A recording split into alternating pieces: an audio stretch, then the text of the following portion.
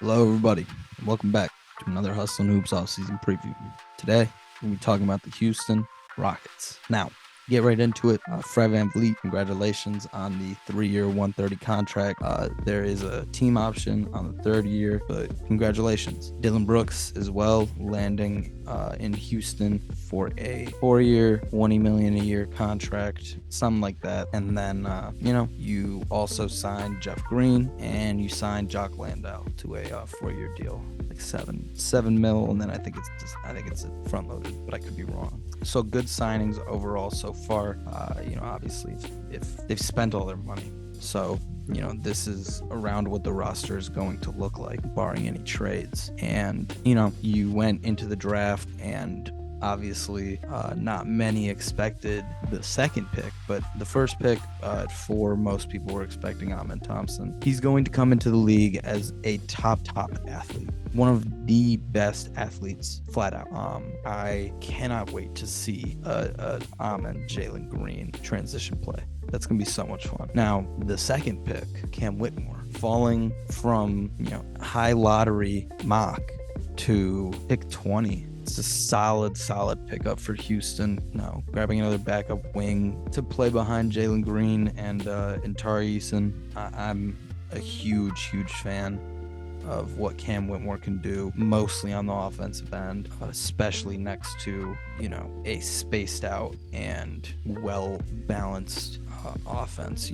I think Şengün and eventually Jalen Green can provide that for him, and I'm really excited to see what that looks like. If you can eventually have lineups of Amen, Jalen, and then you can interchange Cam Whitmore and Tari Eason depending on your needs, and then Jabari Smith and Alperen Şengün.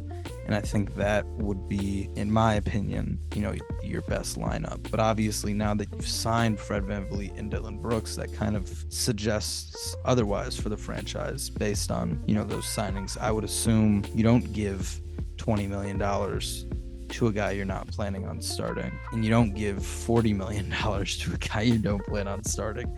So if Fred VanVleet and Dillon Brooks have to start, then you're looking at a lineup of Fred, Jalen, Dillon Brooks, Jabari Smith, and Alperen Şengün, which is fine, but I just don't like that as much as the Amen and Tari being there at the 3. I think that lineup, all 5 guys complement each other very well. Obviously, there's the spacing concerns with having your primary ball handler being a relative, again, it's not a non-shooter thing for the Thompson twins. That's not what it is. It's just not.